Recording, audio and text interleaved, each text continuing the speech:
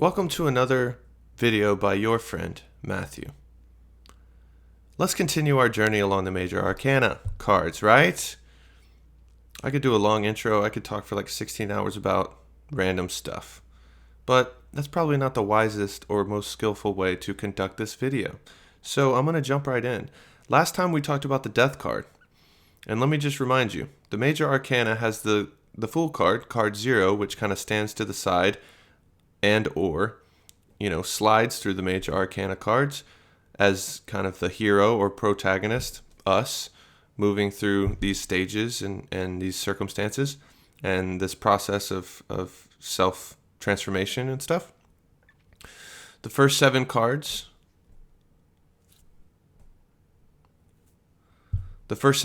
are about self-empowerment and cultivating a healthy sense of self. The second set of 7 are about deconstructing the self and going within to reveal and uncover and disassemble the things that make us who we are on a personal level, on a worldly level, on a social level, on a cosmic level. And then the third section of 7 is about reintegrating the self as a new self, reborn, stepping back into the world, transformed. So the death card, represents that point at which we are faced with the challenge of actually dying to the old self, or at least beginning the process of dying to the old self, dying to restrictive self-narratives, dying to certain mental habits, certain behavioral patterns that might be keeping us down. And the Temperance card comes after the death card. And after this death has been initiated, after the death of the old self and the birth of a new self has been initiated, this figure in the Temperance card has 1 foot in the water and 1 foot on the ground. So you could say that they are stepping back onto the ground from kind of being in the water, right? Being in the emotional, psychological, spiritual territory, back onto the ground, back into the world. And temperance obviously means like moderation and discipline. And there's an element of that, of course. I would say overall, this Temperance card kind of represents balance. It's got an alchemical vibe. It seems like this character is kind of mixing this elixir, maybe, and mixing the 2 cups, maybe representing the 2 worlds, or, representing the material and the spiritual, or the material and the psychological, the material and the emotional, that sort of thing, mental and matter, mind and matter. And so with 1 foot in the water, 1 foot on the ground, there's balance there, 1 foot in each world. It reminds me of the hero's journey. Joseph Campbell talks about a certain stage later on in the journey where the hero has to kind of become a master of 2 worlds, has to know when to really focus on and embrace one level of reality versus different circumstances. We have to embrace another level of reality. And so I think that that's a big part of this card too, is that after we've died to kind of this tendency of trying to shove everything into our own narrative and expectations, we start to let reality kind of be what it is more.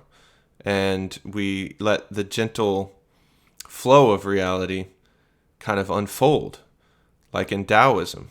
The Tao, the yin and the yang. The Tao is gentle and extremely strong. And the middle way in Buddhism, it's like both extremes kind of have their dangers and traps.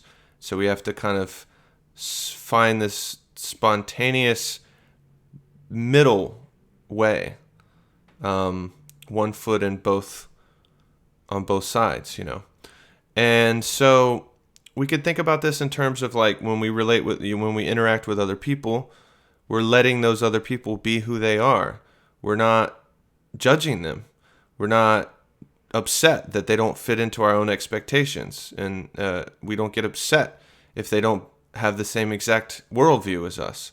And we just realize that everybody comes from a different context. Everybody has their own background. Everybody has their own traumas, their own hang-ups, strengths and weaknesses and fears and fantasies.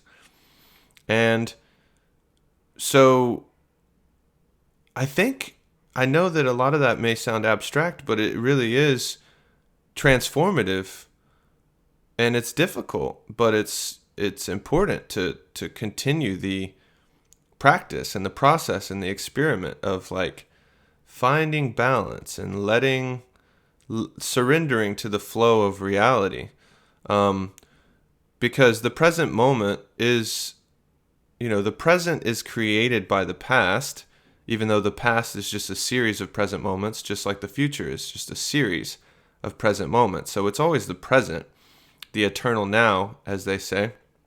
And in that present moment, it does benefit us often to surrender and not try to force that present moment to be something,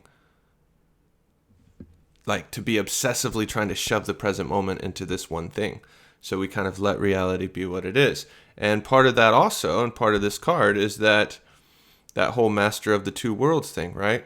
It's like some circumstances require us to be extremely practical. Sometimes it's best to just take care of chores and daily responsibilities. Other times it's required of us to let go of those things and just kind of feel more free and just have some really long flowing conversation with somebody without any expectations really about the outcome of it. That's why art and creativity can be so therapeutic and awesome, because we kind of let go. We can let go. Certain types of art and certain artistic processes is of letting go and just letting whatever is going to come out. The natural intelligence, natural creativity. And so different circumstances require different parts of ourselves to be present, and so when we start the process of kind of dying to the old self, then we can start to embrace this natural flow and natural balance and be more skilled and equipped to bring to the table what needs to be brought to the table depending on the circumstance. Not every circumstance has, not every type of behavior is going to be the most effective in every circumstance.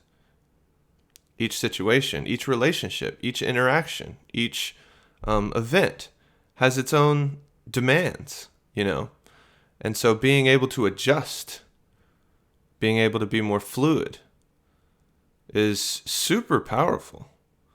And I struggle with that myself, Sometimes I feel like I can embrace that and I feel that, and sometimes I don't. But nevertheless, I know it's important. And John Wellwood, in his book called Toward a Psychology of Awakening, I think it's called, really beautiful book.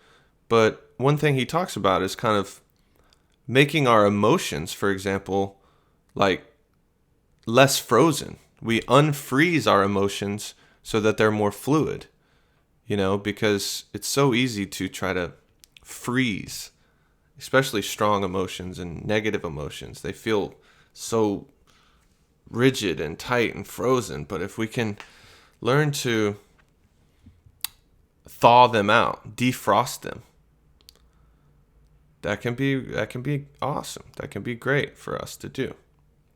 It can be transformative. So I think that's part of this card. And this figure, has the third eye illuminated, has the heart, the pyramid at the triangle at the heart. So the heart is activated and the third eye is activated, and the sun is shining. There's a lot of illumination happening. They have wings. So to me, wings in the tarot symbolically represent freedom and transcendence, being able to transcend and fly off the ground metaphorically, and free to do that. So all of that is there, and this is the first step after the death of the old self, the first step moving into a reintegration of this new self that has been reborn and transformed into the world. Into the world. Not out of the world, but back into the world after doing some of that inner work that never ends. And it's important to remember that this process is not just a linear process. It's a circular, ever happening. Sometimes we catch ourselves at different stages in this process, and we return to different stages, and we have to work through things depending on the circumstance again, right?